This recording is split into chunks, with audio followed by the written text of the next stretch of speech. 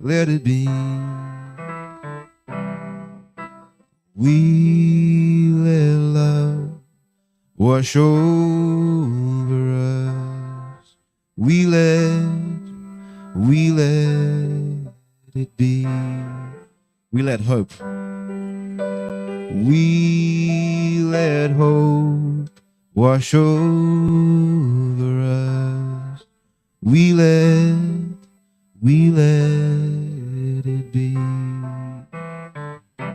Let it be, let it be, let it be, let it be. Whisper words of wisdom, let it be.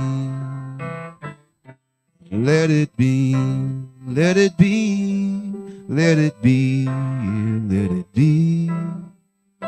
There will be an answer, let it be.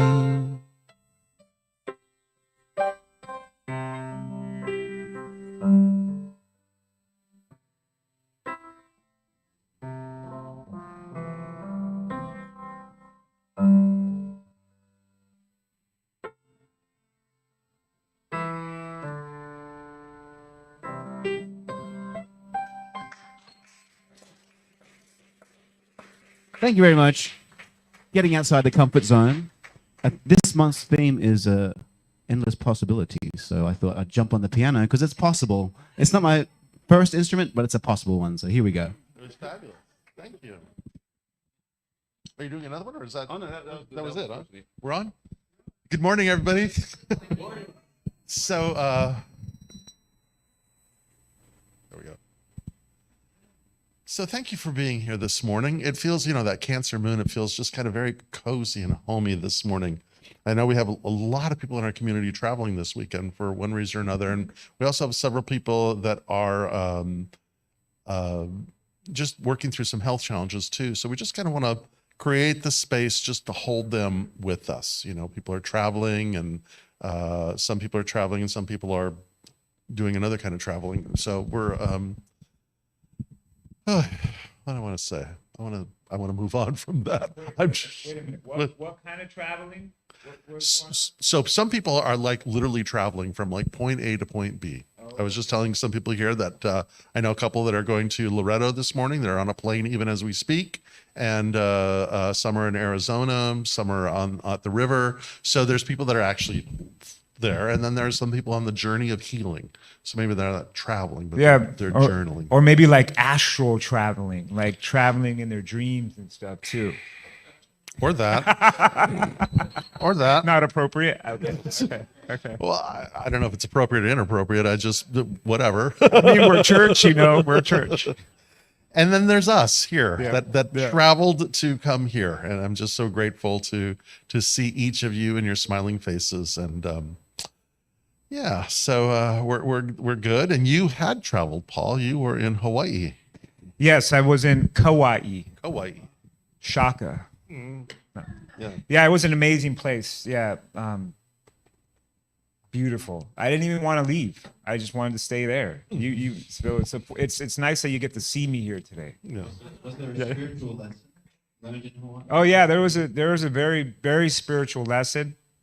I think the spiritual lesson was to be in this place of non-judgment. All kidding aside, just to be in a place, because the more we try to react to things, to our partners and to life and everything, the more we exacerbate the situation, like see another person as guilty.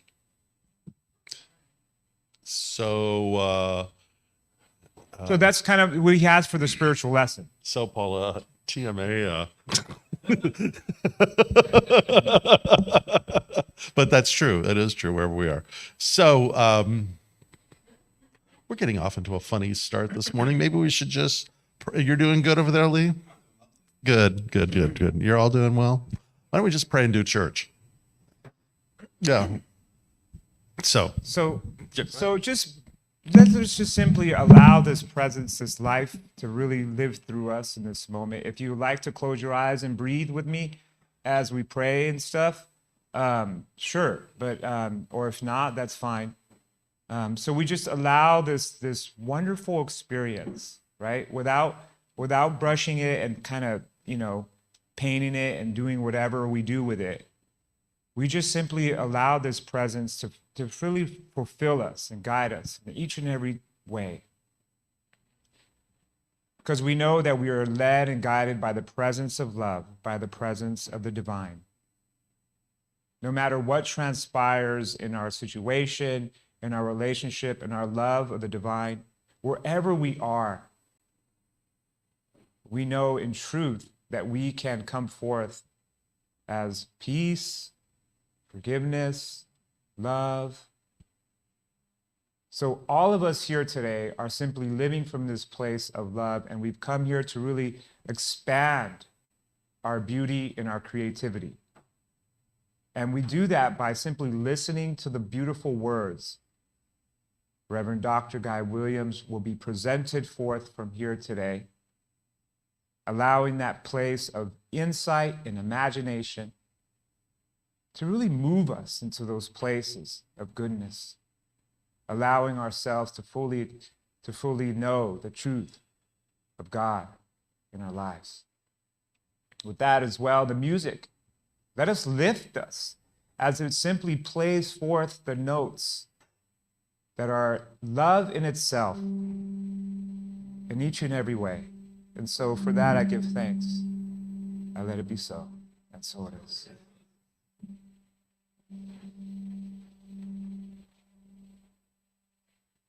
And so the reading this week was selected from Neville Goddard. So I know Rev here talks about Neville Goddard as well, and just an amazing way that he really presents the love of the divine through his scripture, through biblical terms. And it's really interesting because it allows you to really rest and settle in this imagination that we all have. How do you draw forth more life and peace in your experience? And so that's my take on this, is that we can settle in our imagination and come from a place of creativity and love. And so it's written by Neville Goddard, and it runs like this. When it's a done deal in imagination, it's a done deal. All you have to do is walk in the faith that it is done. Neville Goddard. And so now let us simply rest in that contemplative field of love and peace as we meditate for 3 minutes.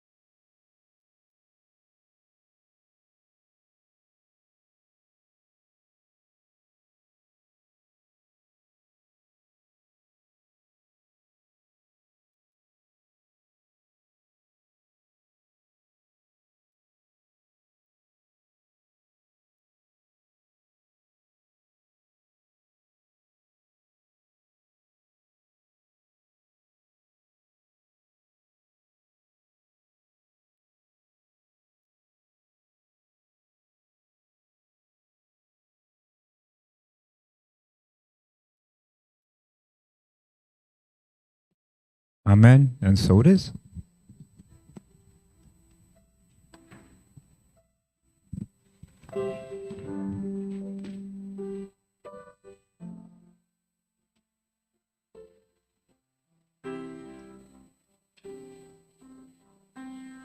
Look at the stars, look how they shine for you. And everything you do, they were all yellow. You came along and wrote a song for you. And all the things you do, it was called yellow. So then I took my time. What a thing to have done. And it was all yellow.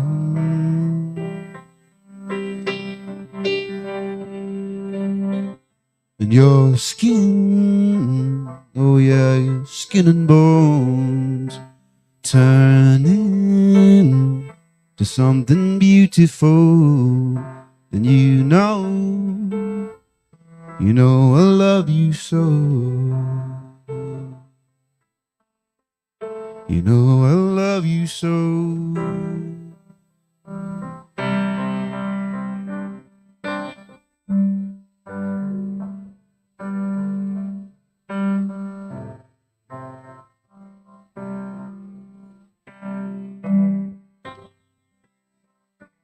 I swam across, I jumped across for you. What a thing to do. 'Cause you were all yellow. I drew a line for you. What a thing to do. And it was all yellow.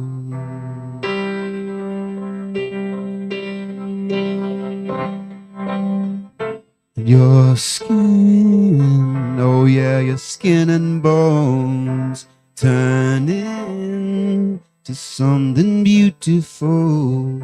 And you know I love you so.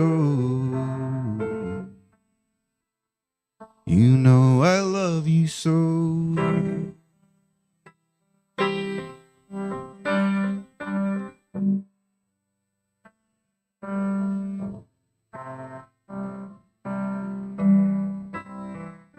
It's true. Look how they shine for you. Look how they shine for you. Look how they shine for. Look how they shine for you. Look how they shine for you. Look how they shine. Look at the stars. Look how they shine for you. And all the things you do.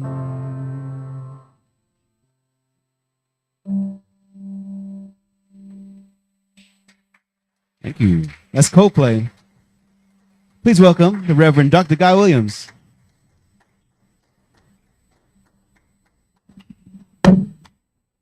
Thank you, Lee. What a beautiful song. Yeah. And just to contemplate, look at the stars. Yeah, I love that. Just look at the stars. Kind of like what I want to talk about today, really. As soon as I organize myself here. So I have been contemplating all week the quote I shared last week, because I just love the potential in this. The possible slow fuse is lit by imagination. Emily Dickinson. The possible slow fuse is lit by imagination. And look at the stars, and look what the stars have done for us as they shine. So something very cool happened this week, and that is I got a text from somebody who was listening to service, and they asked a question. And the question they asked is, because our theme this month is infinite possibilities, and so the question that was asked is, what is the difference between possibilities and potential? And I think that's really kind of an interesting, and I'm not sure I have an answer. I have an opinion, but I'm not sure I have an answer, but I'll share with you kind of where I go with that.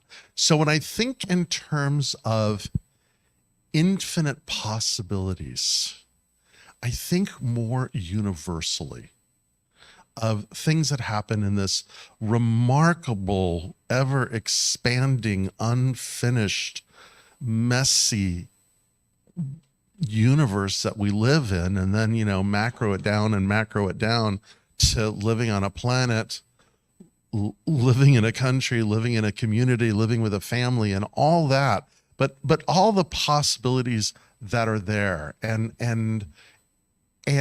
so a couple things that I've thought of, there's these cycles that I just sort of pay attention to that just sort of run, and how we are in a cycle that is very similar to the cycles of Kepler and Galileo, and discoveries that were made of where we sit in the universe and what that looks like, and cycles that are very similar to what was happening during the American and the French Revolution, and those kinds of cycles, and what was possible, moving from different paradigms of how we see things to, we're in that kind of thing right now in front of us of how we see things, and the development of AI and what that's going to look like, and all these other kinds of thoughts that I have on that.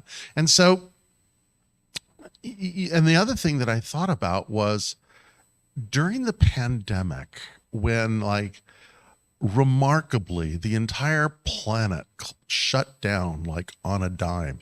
That in itself was a miraculous and amazing thing. All of a sudden, everything just paused. And how quickly the planet began to adjust itself. Whales were showing up in bays that had been trafficked by ships and things like this. Grass was, all these amazing, beautiful things were happening on the planet when it was just given a little bit of breathing room. And so when I think in terms of possibilities, I think that our possibilities of the universe that we live in, on the world that we live in, and the country that we live in, and the community that we're there, are really determined by the imagination and how we perceive it, and how we will allow what comes into that, and what's our response to that. So Tara Brach says this. She says, there is something wonderfully bold and liberating about saying yes to our entire imperfect and messy life. And I think there's something powerful about saying yes to this unfinished, imperfect, ever-expanding, awakening universe that we live in. And it's that ability to say yes to that without the fear of, oh my God, what is going to happen? Because we honestly don't know. And sometimes what happens in our imagination, if we think we can track out what's going to happen, we're literally limiting what could happen. And so if I think in terms of infinite possibilities in a finite universe, I think of it kind of at that universal level. And then when I think of potential, I think then it comes down to us and what's inside of us and where we go with that. I think that too comes down to how we view ourselves. Something that James Hillman says in the Soul's Code is he says, I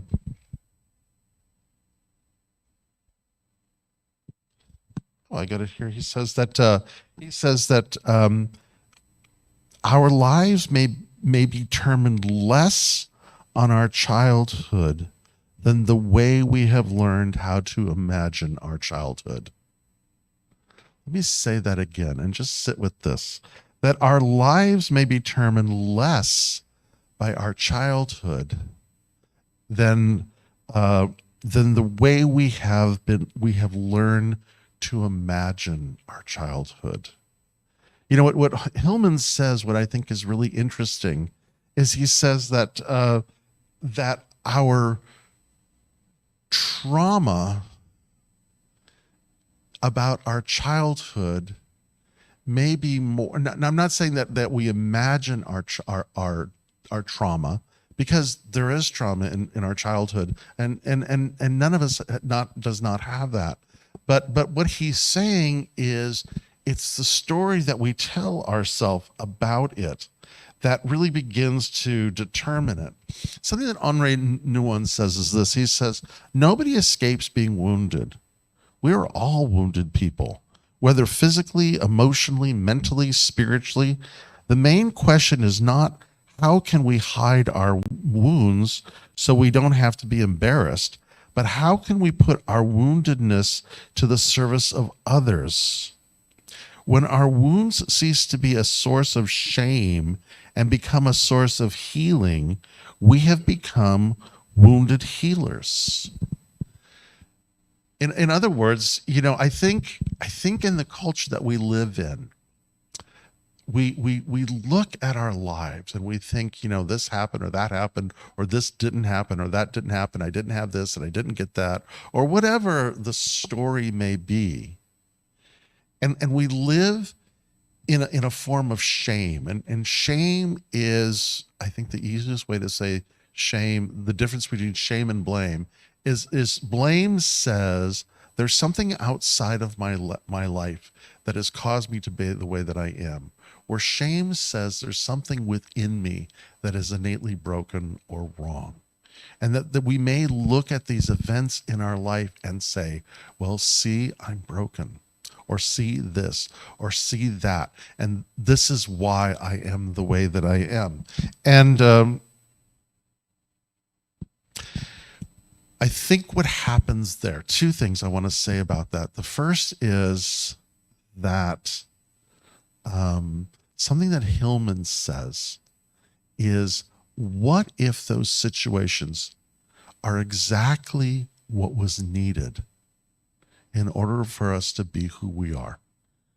And if I may, let me give a very personal example of this. And I want to be really clear. What I'm not talking about is determinism, because I don't think that the future is written out. If God is the presence of unrelenting love, that the only way that there can be love is for freedom to exist. And if things are predetermined, that is incongruent with the presence of love, which is freedom. And one of the only things that I think that I can say is an absolute for me is God can only be what God is. God cannot be other than what its nature is. And if its nature is creation and life and living and love, then it can't be incongruent with that aspect of what it is. And so to think then that things are determined or preordained is to take the freedom out of that. And we no longer live in the presence of a God of love. Does it make sense to you guys?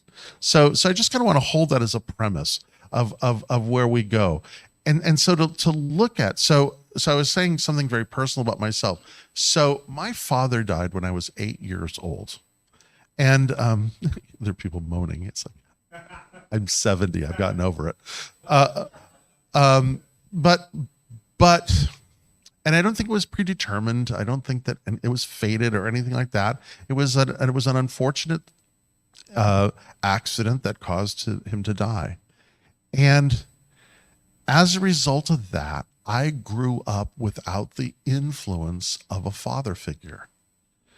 And that, how I chose to work with, cope with that, was to go into the world that I went into and to become the person that I am. And I doubt I would be who I am today if my father was alive during that period. And again, not good, bad, up, down, in, out, or anything other than, there's something archetypically different of a child who doesn't have a father than someone who does. And again, wonderful and beautiful things happen either way and all around that.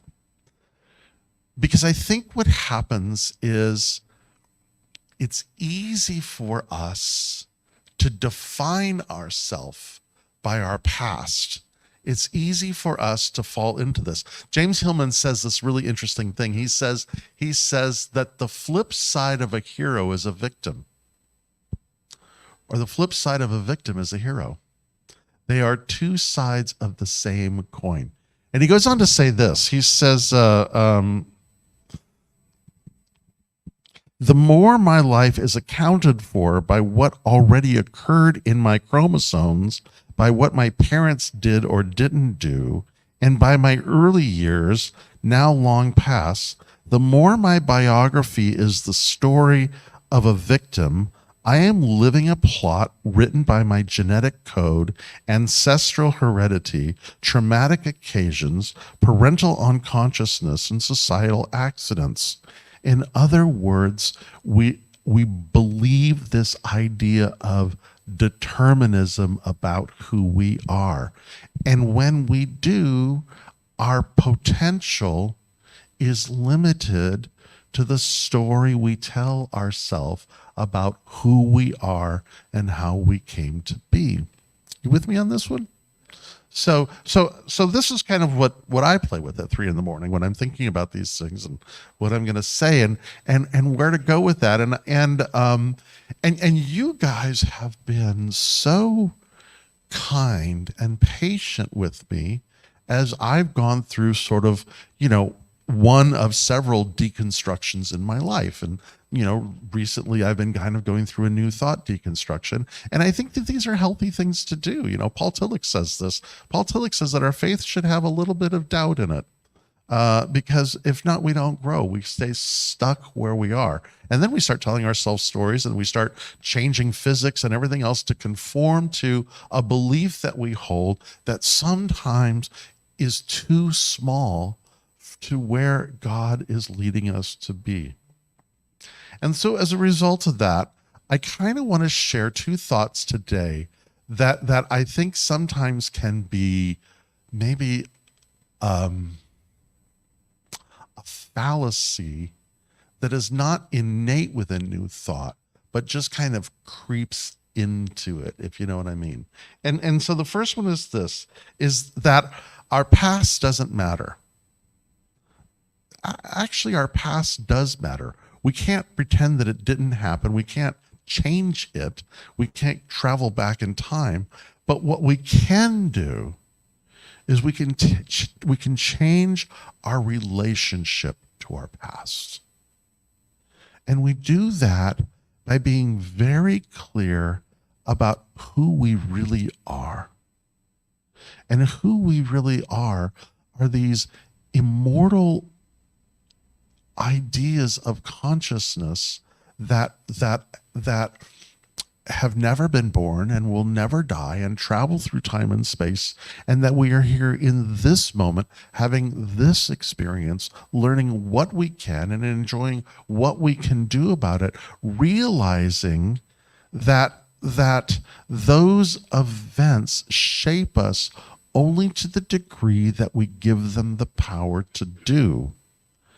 But maybe if we look at them as opposed to saying, I wish this didn't happen, or I'm sorry that it happened that way, that we look instead of saying, you know what? That was exactly what I needed. That was exactly what I needed in order to activate the soul's code, the thing that I've come to express and do and be in this life. And I think the other fallacy is this. So sometimes I'm going to take a sip.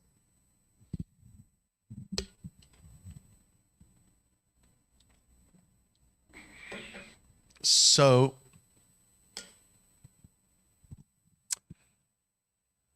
one of the things that we're taught in New Thought is to dream big. Dream big. And what I'm going to offer today is throw your dreams out. Because sometimes dreaming is a defense against living. Sometimes we get caught in our dream, and it's a way to insulate us from engaging in life. So here's what I would say is let go of your dreams and start making plans. Do you see the difference? A dream, we never have to actualize a dream. We don't have to do anything about a dream. I can dream about being the president of the United States or the Pope. You know, pro tip here, count your lucky stars that I was never the president or the Pope. But I can dream these things, but they will never actualize. And I can just rest comfortably where I am, telling myself a story about who I am. And instead of dreaming about something, plan on something. Start organizing your life around something and doing something. You know, Ernest Holmes says something very cool. I love this. He says, in this life, we don't get what we want. We get what we become. And so start becoming the thing that we want to be. So last week, I also, said, get rid of 10 easy steps to do this and 6 steps to do that and 4 ways to do this and 7 agreements about that. It comes down to 3 things. Not that it's a list, but it's just there's 3 things to do. Be honest, be simple, and be consistent. So let go of the dream, start making the plans, and let the plans be honest. Will I do this? Is this within me to do? Do I have the capacity? And then take that, because I think honesty and awareness is what I'm talking about. There's this guy, he's a character, but I've been starting to read him listening. His name is Paul Wagoner, and he's sort of a neo-Viking kind of jujitsu artist kind of character. But I heard him speaking once, and he talked about that. Be honest, be simple, be consistent. And when I heard that, I just resonated to that, right? And so it comes to taking awareness. If we want to activate the potential within us, we have to be honest about what that potential is. And Ralph Waldo Emerson says this beautifully. He says, genius stands on limitation. Genius stands on limitation. Here you are in this body, in this place, in this time, and what is possible for that to be, and to be honest for that. I once heard that said a different way, but it made perfect sense to me. It made so much sense to me that I stay with it today. I probably heard this. I know I heard it on NPR, and it was probably in the 70s or 80s, because it was when Orson Welles, remember Orson Welles? When Orson Welles was still alive, he was being interviewed by somebody in NPR. And what he said is, the greatest obstacle to art is the absence of limitation. The greatest obstacle to creativity is the absence of limitation. Because the escape, the dream, is no limitations. Well, welcome to planet Earth, where we have gravity. and we have physics, and we have all the things that exist in time and space in the world that we're living in. And those are the limitations by which our genius, if we're honest and aware, can begin to create and do. And then to keep it simple. The most efficient machines are the simplest machines. The most efficient way to do anything is to make it as less complicated as it is. So, maybe your goal is to lose weight. I one time went to an acupuncturist, and this guy was really interesting because he studied with this guy from really old school, and it was the same kind of thing. The guy said, he says, people come to me all the time. How do you lose weight? And he says, eat less slower. That's it. Eat less slower. If you want to gain knowledge, set aside every day and read a book. If you want to get into shape, find an exercise you can do and do whatever the thing is. Instead of making it wild and crazy and intricate and all these kinds of crazy things, how can whatever it is that you want in this life be simplified? And then once you're honest and you simplifies the experience, then be consistent. Show up. Jack Kornfield says that the art of meditation is finding a spot, finding a time, finding a posture, and stay in your seat. That's it. You want to learn how to meditate? That's it. Stay in your seat.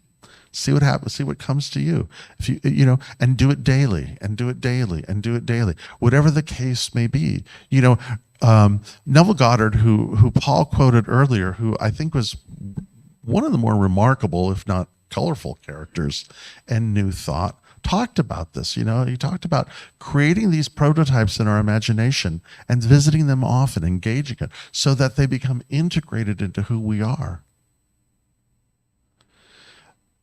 All this comes down to how we live in this world and who we live with.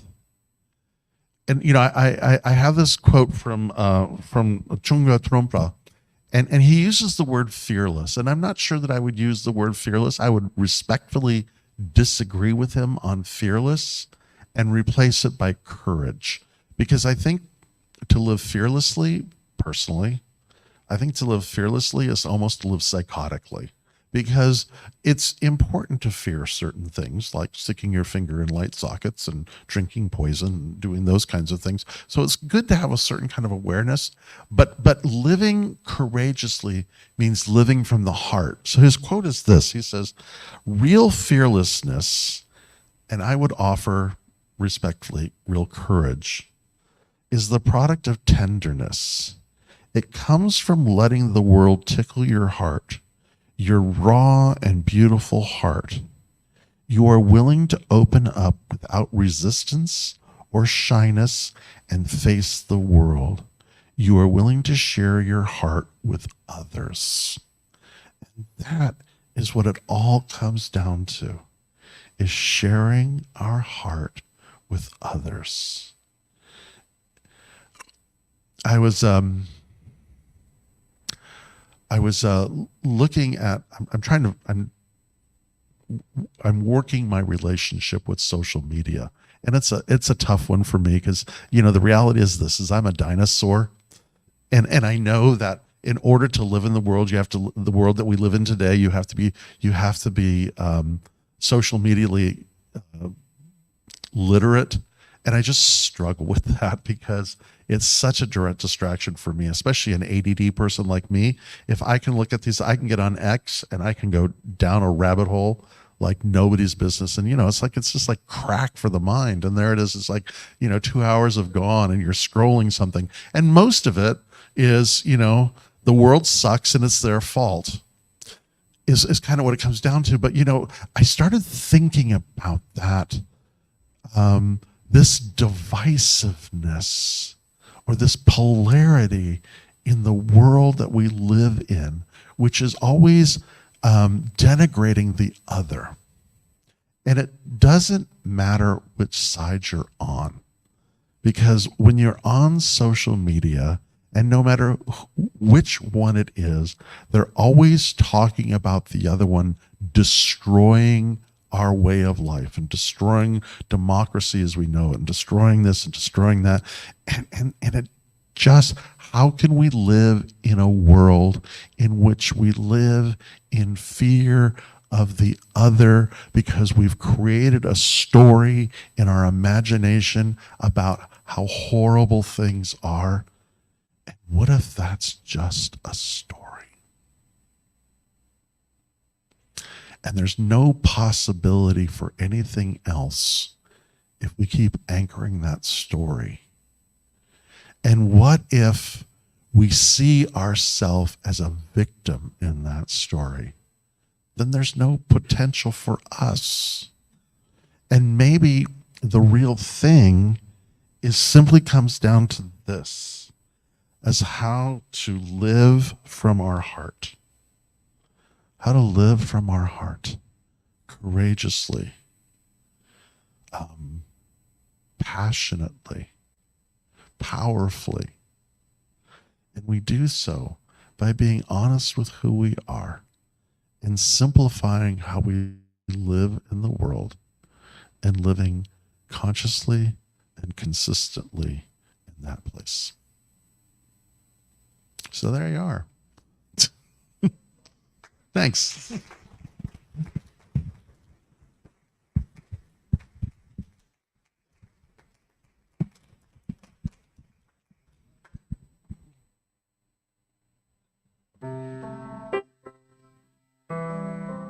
A lot of facing fears up here right now. It's the practice. Because you can't always get what you want. No, you can't always get what you want. No, you can't always get what you want.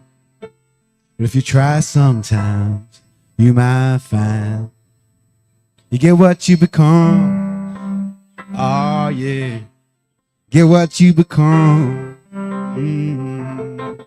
Wonder what Ernest Holmes would think of that.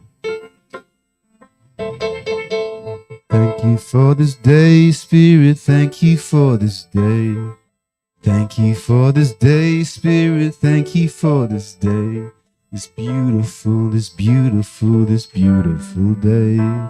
This beautiful, this beautiful, this beautiful day. Thank you for this life. Thank you for this life, Spirit. Thank you for this life. Thank you for this life, Spirit. Thank you for this life. This magical, this magical, this magical, this magical life. This magical, this magical, this magical life. Earth. Thank you for this earth, Spirit. Thank you for this earth. Thank you for this earth, Spirit. Thank you for this earth. This glorious, this glorious, this glorious, glorious earth. This glorious, this glorious, this glorious earth. This breath. Thank you for this breath, Spirit. Thank you for this breath. Thank you for this breath, Spirit. Thank you for this breath. This nourishing, this nourishing, this nourishing, this nourishing breath. This nourishing, this nourishing, this nourishing breath. Back today. Thank you for this day, Spirit. Thank you for this day. Thank you for this day, Spirit. Thank you for this day. This beautiful, this beautiful, this beautiful day. This beautiful, this beautiful, this beautiful day. Thank you for this day, Spirit. Thank you for this day. Thank you for this day, Spirit. Thank you for this day. This beautiful, this beautiful, this beautiful day. This beautiful, this beautiful, this beautiful day.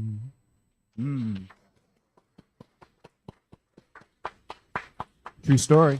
True story. Hey, Walter likes it.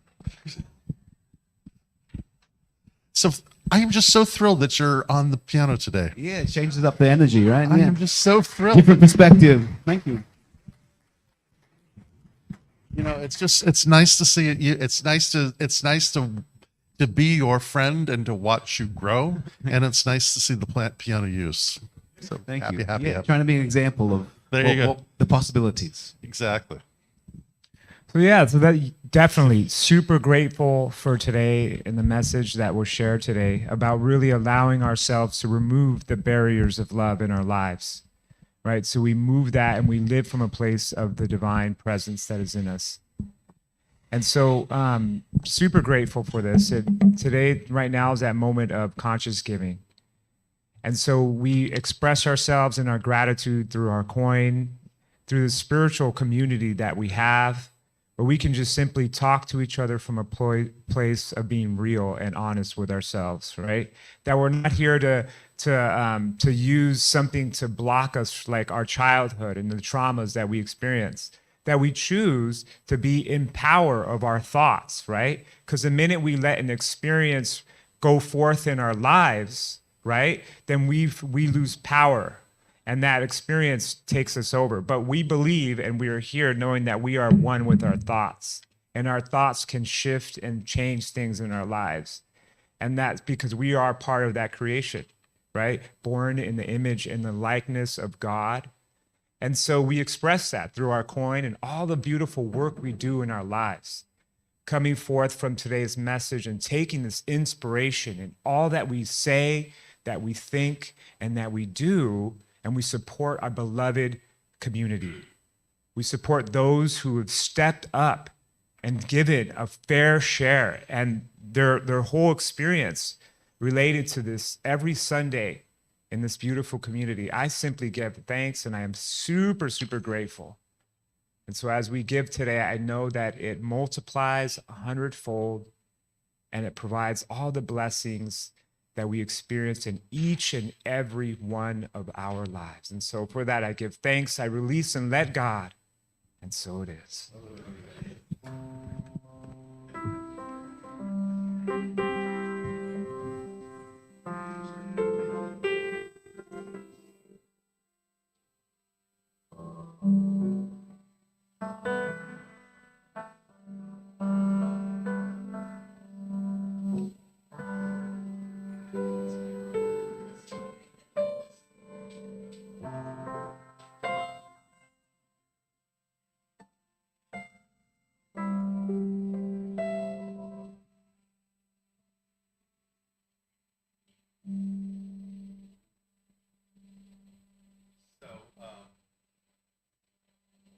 One of my favorite stories about Krishna is Krishna is known as the butter thief because he used to like to go and steal butter from the large pots.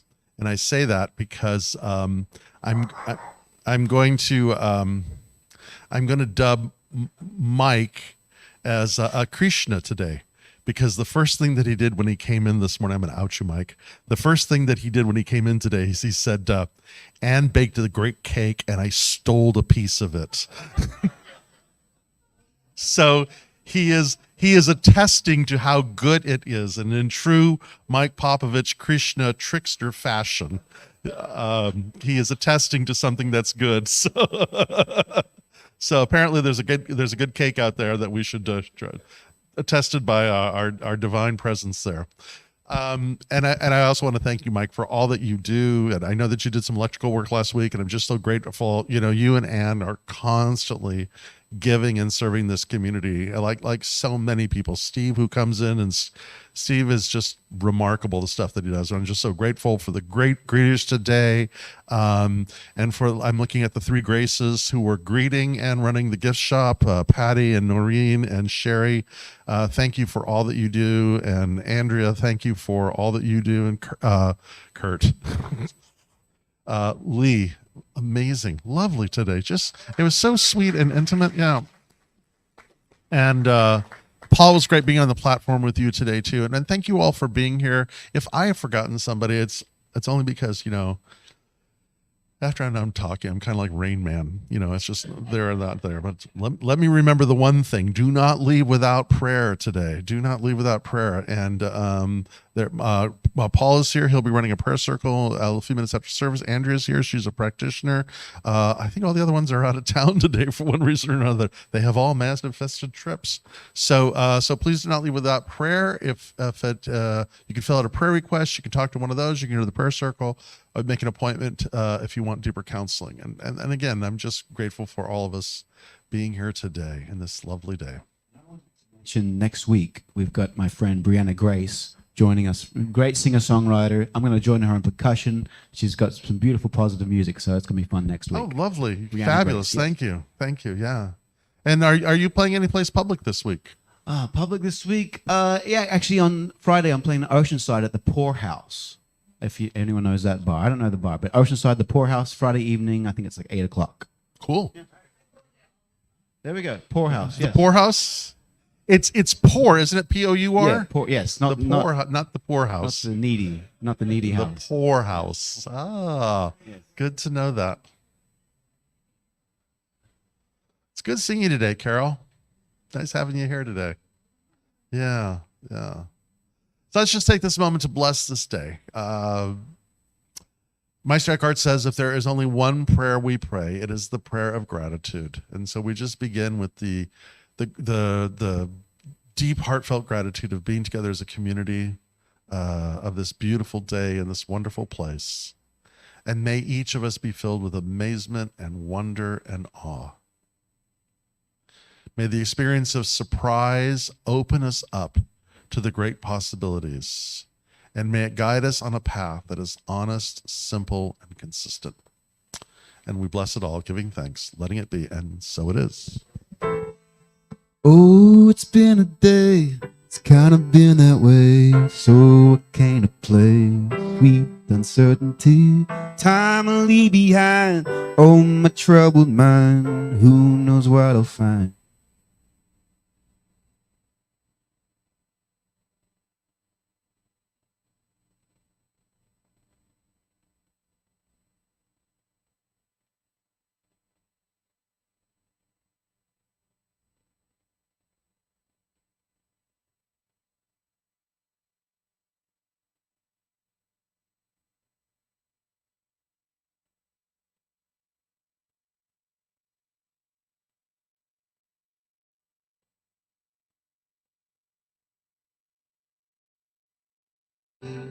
Only was because sweet uncertainty, every life on earth, every galaxy, all the universe, sweet uncertainty. Then you're next to me, I hear that melody, oh, that energy, sweet uncertainty. Let the rhythm take you, oh, I wanna make you when you're next to me, sweet uncertainty.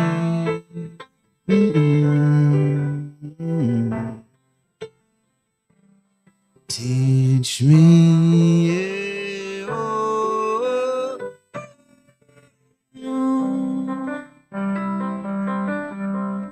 picture perfect bliss. Wish I could dream like this, and then a summer's kiss. Sweet uncertainty. All the time you burn for the pain unearned, all the lessons learned. Sweet uncertainty. Then you're next to me, I got melody, oh, that energy, sweet uncertainty.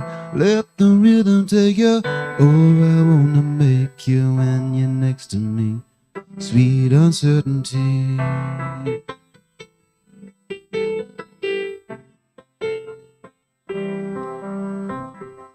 Oh, it's been a day, it's kinda been that way, so I came to play sweet uncertainty. Time will leave behind on my troubled mind. Who knows what I'll find?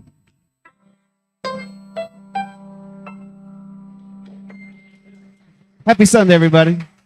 Who knows what we'll find?